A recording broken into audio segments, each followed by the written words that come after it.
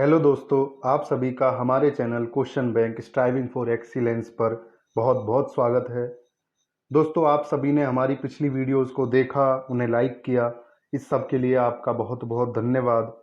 और इसी क्रम को आगे बढ़ाते हुए आज की इस वीडियो में हम आपके लिए लेकर आए हैं जनरल साइंस के टॉप 500 क्वेश्चंस की सीरीज, जिसमें हम हर वीडियो में 25 क्वेश्चंस डिस्कस किया करेंगे। तो दोस्तों, आइए शुरू करते हैं हमारे इन क्वेश्चंस की सीरीज को। क्वेश्चन नंबर 1, सीसा और टिन की मिश्र धातु को कहते हैं? ए स्टील, बी उपधातु, सी गन मेटल, डी सोल्डर। दोस्तों, इसका आंसर है डी सोल्डर। सोल्डर सीसा और टिन को मिलाकर बनाई जाती है और सोल्डर जनरली इलेक्ट्रॉनिक उपकरण होते हैं, मोबाइल होते हैं, उनमें सर्किट्स को जॉइंट करने के लिए यूज किया जाता है, जिसे हम सोल्डरिंग भी कहते हैं। बढ़ते हैं नेक्स्ट क्वेश्चन की तरफ। क्वेश्चन नंबर 2, कौन सा अधातु कमरे के ताप पर द्रव होता है? यहाँ कमरे के ताप का मतलब है अपने रूम का जो नॉर्मल टेम्परेचर होता है, यह जनरली 20 से 25 डिग्री सेंटीग्रेड होता है। आइए ऑप्शंस देखते हैं। ए पारा, बी एल्यूमिनियम, सी ब्रोमीन, डी तांबा। दोस्तों, इसका आंसर है सी ब्रोमीन। ब्रोमीन कमरे के ताप पर भी द्रव अवस्था में होता है, क्योंकि ब्रोमीन के अंदर इलेक्ट्रॉन्स के बीच में बंध कमजोर होते हैं, जिस वजह से इलेक्ट्रॉन दूर दूर रहते हैं और ये द्रव अवस्था को प्राप्त कर लेता है। बढ़ते हैं अगले क्वेश्चन की तरफ। क्वेश्चन नंबर 3, कॉपर को वायु में जलाने पर कौन सा यौगिक बनता है? A copper hydroxide, B copper hydride, C copper oxide, D कुछ नहीं। दोस्तों, इसका आंसर होगा सी कॉपर ऑक्साइड। कॉपर को वायु में जलाने पर कॉपर ऑक्साइड बनता है और ये कॉपर ऑक्साइड जनरली सिरामिक के जो बर्तन होते हैं उन पर चमक लाने के लिए और कॉपर के ही उपकरणों को वेल्डिंग करते time as a powder use किया जाता है। क्वेश्चन नंबर 4, पौधे जो नमक युक्त मिट्टी में उगते हैं क्या कहते हैं? ए जीरोफाइट, बी हाइड्रोफाइट, सी हेलोफाइट, डी सक्यूलेंट। दोस्तों, ऐसे पौधों को हेलोफाइट कहा जाता है, ऑप्शन सी। इसके अलावा मैं आपको बाकी ऑप्शंस भी बता देता हूं। ऑप्शन ए है जीरोफाइट। जीरोफाइट उन पौधों को कहा जाता है जो कम पानी वाली अवस्था में उगते हैं, जहां द्रव अवस्था में पानी कम होता है, जैसे रेगिस्तानी इलाके और बर्फीले इलाकों में उगने वाले पौधे। Option B hydrophyte. हाइड्रोफाइट उन पौधों को कहा जाता है जो जल में पूरे या आंशिक रूप से उगते हैं। जहां जल अच्छी मात्रा में होता है वहां उगने वाले पौधों को हाइड्रोफाइट कहा जाता है। Option D succulent. Succulent generally रसीले पौधों को कहा जाता है जिनमें रस भरा होता है।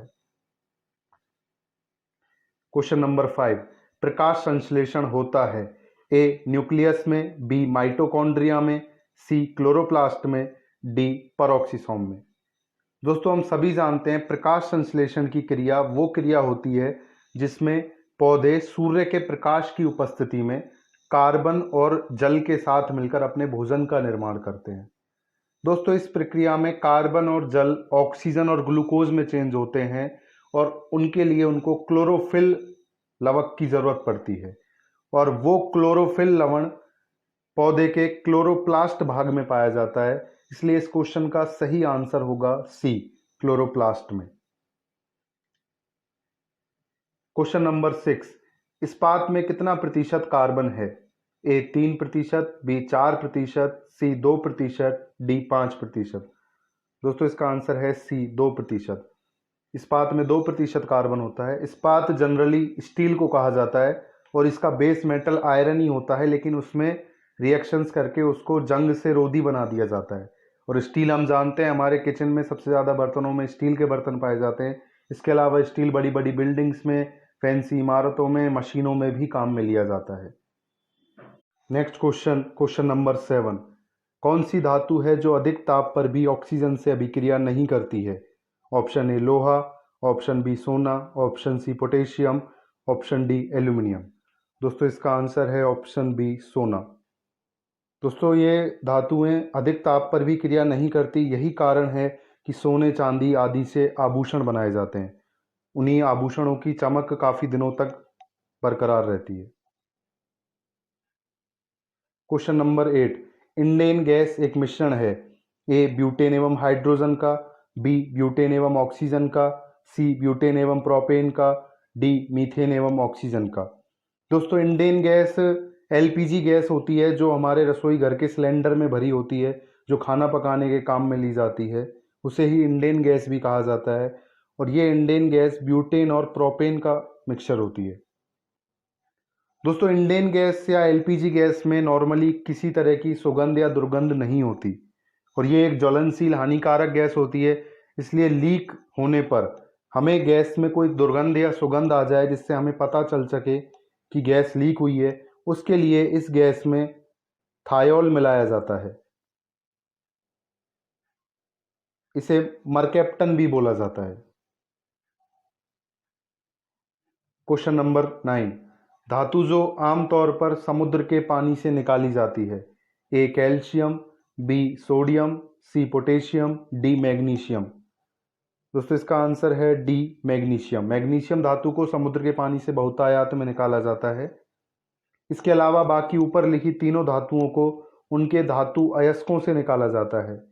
अयस्क नेचर में पाए जाने वाले धातु के अशुद्ध रूप होते हैं, जिनमें धातु अशुद्ध अवस्था में रहती है। उन अयस्कों को शुद्धिकरण के द्वारा उनमें से धातु पृथक कर ली जाती है। क्वेश्चन नंबर 10, बेहोशी के लिए निम्न में से किस प्रकार की नोबल गैस का उपयोग किया जाता है। ए जीनॉन, बी आर्गन, सी नियॉन, डी हीलियम। दोस्तों इसका राइट आंसर है ए। क्वेश्चन नंबर 11, जल बंधक निम्न में से किस बीमारी का अंतिम चरण है। ए डिप्थीरिया, बी निमोनिया, सी उपदंश, डी टेटनस। दोस्तों जल बंधक बीमारी में शरीर की मांसपेशियां अकड़ जाती हैं और जबड़ा हमारा लॉक हो जाता है, इसलिए इस बीमारी को इंग्लिश में लॉक जॉ भी कहा जाता है। और ये बीमारी टिटनस बीमारी का अंतिम चरण होती है। इसके अलावा बाकी 3 बीमारियों के लक्षण। ए डिप्थीरिया, डिप्थीरिया में जुखाम हो जाती है, हल्का बुखार हो जाता है और इसके अलावा टॉन्सिल्स हो जाते हैं, गले में खराश हो जाती है। बी निमोनिया, निमोनिया में सर्दी होती है, जुखाम हो जाती है, बुखार आता है।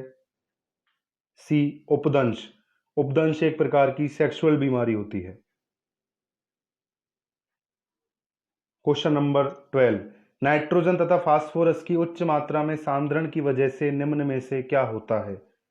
ए सुपोषण, बी कठोरता, सी क्षारीयता, डी अम्लता। दोस्तों यहाँ नाइट्रोजन और फास्फोरस का उच्च मात्रा में सांद्रण जनरली पानी के जलाशयों के बारे में कहा गया है। पानी के जो जलाशय होते हैं उनमें अगर नाइट्रोजन और फास्फोरस का उच्च मात्रा में सांद्रण हो जाता है तो पानी में जो पौधे होते हैं उनको ज़्यादा पोषण मिलता है। इस वजह से पानी में पौधे बढ़ जाते हैं और उस वजह से ब्लूम यानी कि काई बढ़ जाती है और पानी हरे रंग का दिखने लगता है और इस अवस्था को हम सुपोषण कहते हैं। इसलिए इसका राइट आंसर है ए सुपोषण। क्वेश्चन नंबर 13, पित्त किसके द्वारा निर्मित होता है। ए यकृत, बी आमाशय, सी अग्नाशय, डी लघ्वांत्राग्र। दोस्तों इसका आंसर है यकृत। पित्त यकृत के द्वारा निर्मित होता है।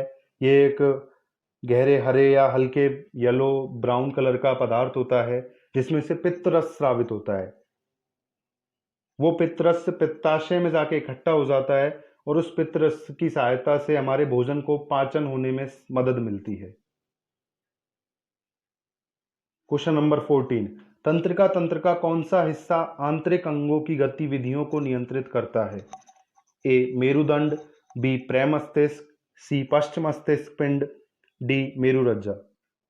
दोस्तों तंत्रिका तंत्र वो तंत्र होता है हमारे शरीर का जो हमारे अंगों की गतिविधियों को नियंत्रित करता है, हमें बाहर से आने वाले खतरों के बारे में जागरूक करता है।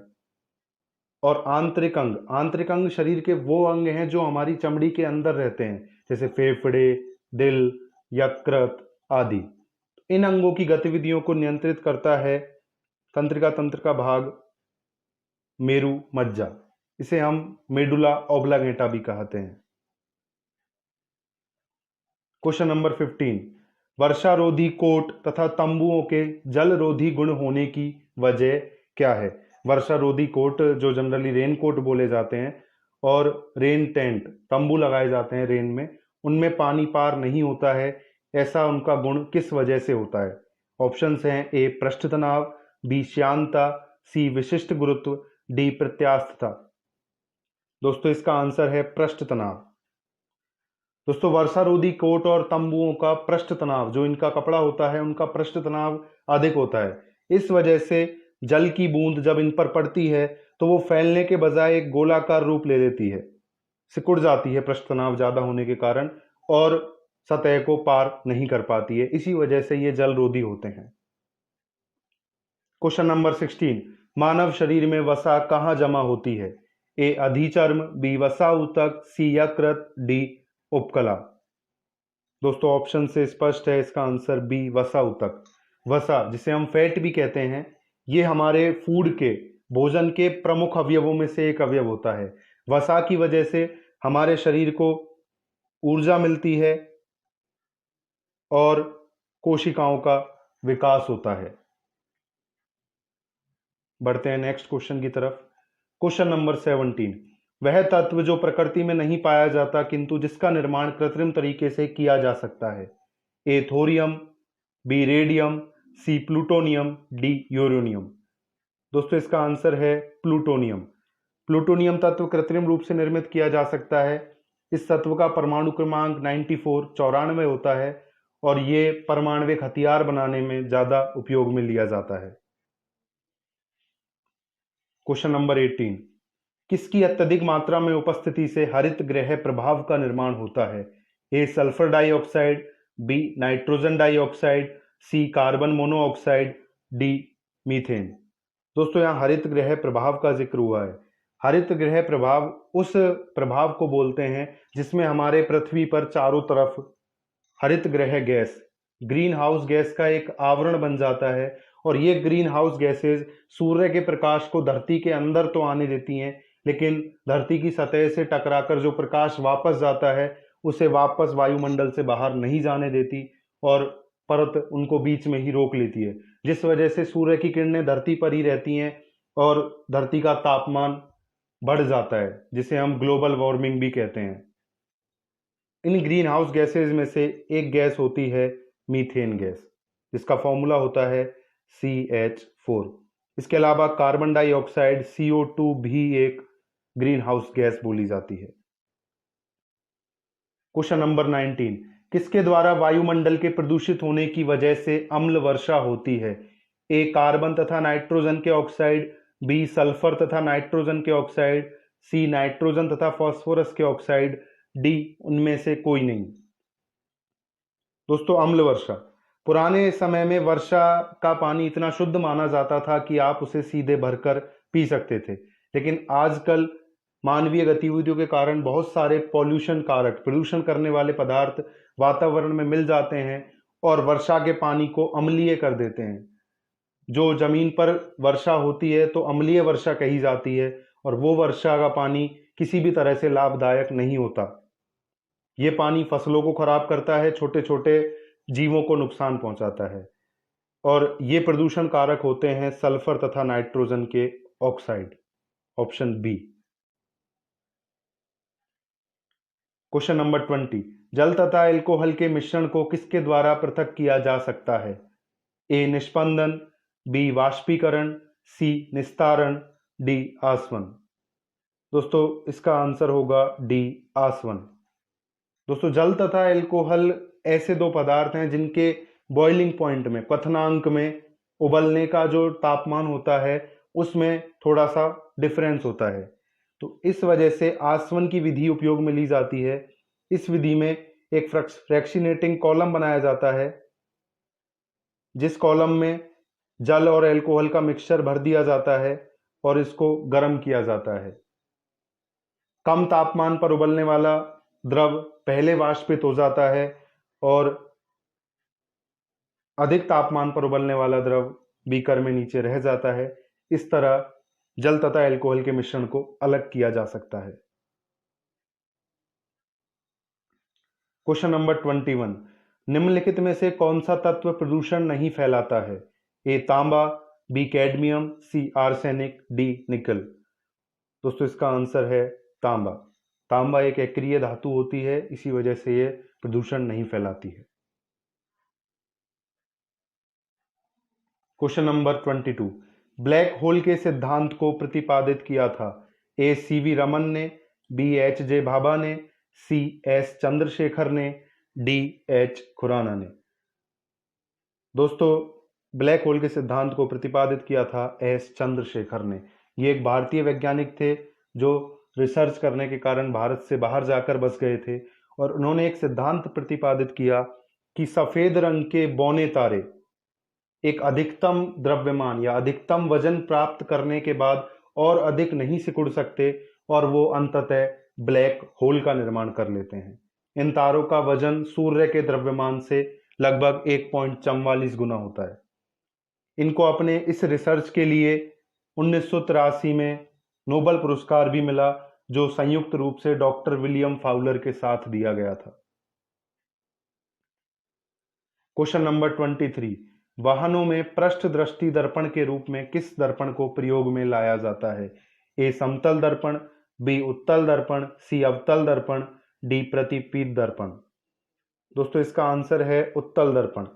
वाहनों में उत्तल दर्पण लगाया जाता है पृष्ठ दृष्टि दर्पण के रूप में, जिससे पीछे आने वाला ट्रैफिक हमें ज्यादा दिख सके, क्योंकि उत्तल दर्पण में जो अंदर प्रतिबिंब दिखने का एरिया होता है वो चौड़ा होता है। क्वेश्चन नंबर 24, नाभिकीय रिएक्टर में निम्नलिखित में से किसे मंदक के रूप में प्रयोग किया जाता है? ए थोरियम को, बी ग्रेफाइट को, सी रेडियम को, डी साधारण जल को। दोस्तों, नाभिकीय रिएक्टर में नाभिकीय संलयन और नाभिकीय विखंडन की प्रक्रिया के द्वारा बिजली उत्पन्न की जाती है। तो कभी कभी ये प्रक्रिया रुकती नहीं है और ज्यादा एनर्जी बाहर निकलने लग जाती है। तो उस प्रक्रिया को धीमा करने के लिए, मंद करने के लिए जो कारक उपयोग में लिए जाते हैं, उन्हें हम मंदक के नाम से जानते हैं, और वो मंदक ग्रेफाइट होता है, क्योंकि नाभिकीय विखंडन की प्रक्रिया में न्यूट्रॉन निकलते हैं और उन न्यूट्रॉन की हाई एनर्जी को ग्रेफाइट अधिशोषित अवशोषित कर लेता है, जिस वजह से वो एक तरह मंदक का कार्य करता है। क्वेश्चन नंबर 25, निम्नलिखित में से ऊष्मा का सबसे अच्छा सुचालक है? ए एल्कोहल, बी पारा, सी ईथर, डी पानी। दोस्तों, इस क्वेश्चन का आंसर है बी पारा। थैंक यू फ्रेंड्स, ये थे आज के साइंस के 25 क्वेश्चन। उम्मीद करते हैं आपको ये क्वेश्चन पसंद आए होंगे। इसी तरह हम आगे भी और भी वीडियोस लाते रहेंगे। तब तक के लिए आप चैनल को लाइक कीजिए, शेयर कीजिए और सब्सक्राइब कीजिए। Thank you so much.